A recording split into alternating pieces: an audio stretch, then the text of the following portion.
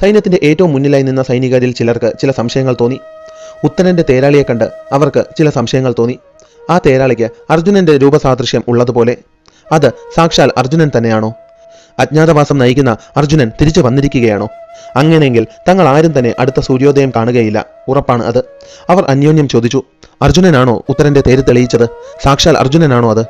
മറ്റു ചില ഭടന്മാർ പറഞ്ഞു, അർജുനൻ ഇപ്രകാരം രണഭൂമി വിട്ട് തിരിഞ്ഞോടുകയില്ല. അത് അർജുനനെങ്കിൽ ഗാന്ധീവം എവിടെ?